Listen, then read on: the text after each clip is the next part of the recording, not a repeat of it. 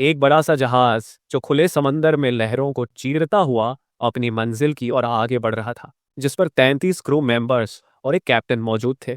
साथ ही इसमें करोड़ों डॉलर का कीमती सामान भी था। सब कुछ नॉर्मल सा था, लेकिन तभी कुछ ऐसा होता है जो इस पूरे सफर को खतरनाक बना देता है। जहाज का सामना एक भयंकर तूफान से होता है, जिसे जॉ क्वीन के नाम से जाना जाता है। इस खतरनाक तूफान की वजह से देखते ही देखते जहाज समंदर में डूब जाता है, और आज तक जितने भी क्रू मेंबर शिप पे मौजूद थे उनका पता नहीं लगाया जा सका। सोचने वाली बात यह है कि इस तूफान के बारे में कैप्टन को पहले से ही जानकारी दी गई थी। फिर ऐसा क्या हुआ कि चेतावनी के बावजूद भी उन्होंने जहाज को समुद्र में उतारने का फैसला किया? ये कहानी 1975 की है, जब अमेरिका की ड्राई डॉक कॉरपोरेशन ने एक जहाज तैयार किया जिसका नाम प्यूर्टो रिको रखा गया। यह जहाज प्यूर्टो रिको और अमेरिका के ईस्ट कोस्ट के बीच कार्गो ढोने का काम करता था। इस जहाज को Navieras de Puerto Rico steamship company operate करती थी। फिर 1991 में इस जहाज का नाम बदलकर नॉर्दर्न लाइट्स रख दिया गया और इसे वॉशिंगटन से अलास्का के बीच चलाया जाने लगा। यह रूट समुद्री यात्राओं में सबसे कठिन माना जाता था, लेकिन इस जहाज ने हर चुनौती को पार कर लिया। इसकी मजबूती पर इतना भरोसा था कि इसे खास तौर पर मिलिट्री इक्विपमेंट्स को कैलिफोर्निया से कुवैत तक पहुंचाने के लिए किराए पर लिया जाता था। यह जहाज न सिर्फ अपनी मजबूती के लिए जाना जाता था, बल्कि कठिन परिस्थितियों में भी हमेशा भरोसेमंद साबित होता था। यहां तक कि आप यकीन करेंगे कि यह एक ऐसा जहाज था जो मिसाइल अटैक झेलकर भी सही सलामत बच निकला था। जी हाँ, साल 2006 में यह जहाज जब जंग से लौटा तो पूरे अमेरिका में इसकी खूब तारीफें हुई। इसी समय से सी स्टार लाइन्स कंपनी ने खरीद लिया और इसका नाम बदलकर एल फारो रख दिया। इसके बाद इसे दोबारा एक पुराने रूट पर चलाया गया जो अमेरिका के ईस्ट कोस्ट से लेकर पुएर्टो रिको तक था।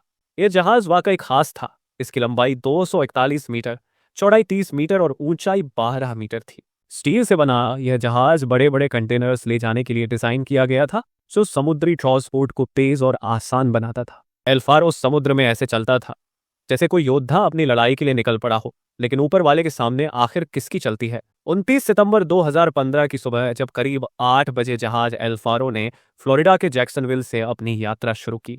इसकी मंजिल थी प्यूर्टो रिको की राजधानी सान जुआन। इस जहाज पर 400 शिपिंग कंटेनर, 300 ट्रेलर और गाड़ियां थीं। साथ ही 33 क्रू मेंबर सवार थे। इनमें से 28 लोग अमेरिका से थे और बाकी 5 पोलैंड से। उस समय समंदर में ट्रॉपिकल स्टॉर्म जोआक्विन एक्टिव था। मौसम विभाग ने चेतावनी दी थी कि यह तूफान बेहद खतरनाक हो सकता है, लेकिन जहाज के कप्तान माइकल डेविडसन ने इस खतरे को नजरअंदाज करने का फैसला किया और सोचा कि जहाज प्यूर्टो रिको तक सुरक्षित पहुंच जाएगा और तय समय पर जहाज को रवाना कर दिया। शायद आपको लग रहा होगा कि कप्तान का यह फैसला गलत था।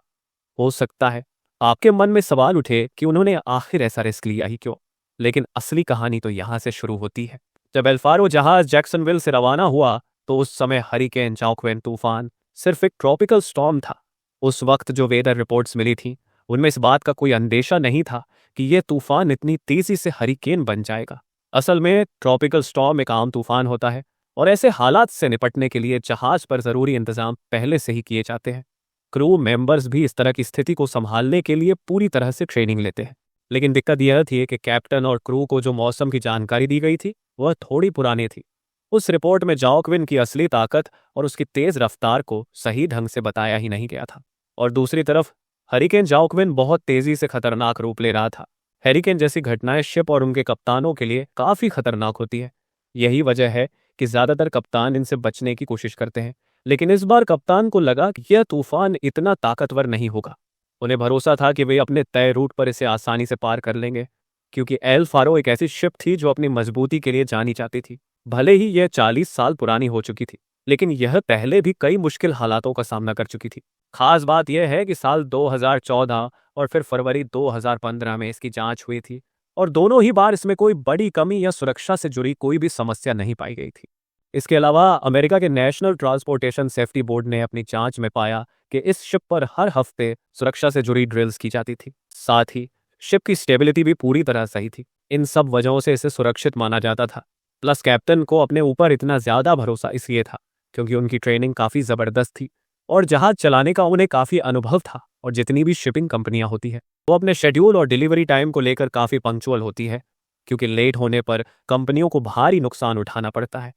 इसलिए हो सकता है कि कैप्टन माइकल डेविडसन को भी अपनी कंपनी से समय पर डिलीवरी का दबाव था। इसी वजह से उन्होंने जोखिम उठाकर भी सफर जारी रखने का फैसला किया।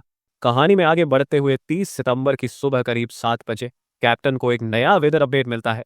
इस अपडेट में बताया गया था कि जाओ क्वीन तेजी से खतरनाक हरिकेन में बदल रहा है। इसे समझते ही कैप्टन तुरंत फैसला लेते हैं और अपने शिप को थोड़ा दक्षिण की ओर मोड़ देते हैं ताकि किसी भी खतरे से बचा जा सके। फिर उसी दिन रात 11 बजे के करीब शिप के तीसरे साथी, यानी जो आसपास की निगरानी रखने के लिए जिम्मेदार होते हैं, कैप्टन को एक और अपडेट देते हैं। वो बताते हैं कि जाओ क्वीन की स्पीड अब 160 किलोमीटर प्रति घंटा हो चुकी है और यह उनके रास्ते को क्रॉस करने वाला है। हालात को देखते हुए वो तीसरा साथी कैप्टन को सलाह देता है कि वो शिप को और दक्षिण की ओर ले जाए और कैप्टन इस सुझाव को मान लेते हैं। रात के समय तक जाओ क्वीन कैटेगरी 3 हरिकेन तूफान में बदल चुका था। इसकी हवाओं की रफ्तार 185 किलोमीटर प्रति घंटा तक पहुंच गई थी। कुछ घंटे बाद 1 अक्टूबर की रात करीब 1:30 बजे क्रू को निर्देश मिलता है कि वो अपना रास्ता बदलें और क्रुक्ट आइलैंड के पास वाले पैसेज से गुजरे। उस समय हालात बहुत गंभीर हो चुके थे और हर फैसला काफी सोच समझकर लेना जरूरी था। 1 अक्टूबर 2015 की सुबह एक भयानक हादसा होने वाला था। सुबह करीब 8 बजे यूएस कोस्ट गार्ड को एक सैटेलाइट अलर्ट मिला। अलर्ट में बताया गया कि एल्फारो शिप ने अपनी प्रोपल्शन खो दी है। इसका मतलब था कि अब जहाज का कंट्रोल क्रू के हाथ में नहीं रहा और जहाज समुद्र की लहरों के सहारे बह रही थी। जहाज लगभग 15 डिग्री तक झुक चुका था, जिससे क्रू के बीच घबराहट और डर बढ़ने लगा था। इस बीच कई बार एल्फारो से संपर्क करने की कोशिश की गई, लेकिन अफसोस कोई जवाब नहीं मिला। रिपोर्ट्स के मुताबिक उसी दिन सुबह 9 बजे के आसपास जहाज हरिकेन जोआक्विन तूफान के सेंटर में फंस गया। तेज हवाएं और उफनती लहरों ने आखिरकार इस जहाज को समुद्र में डुबा दिया।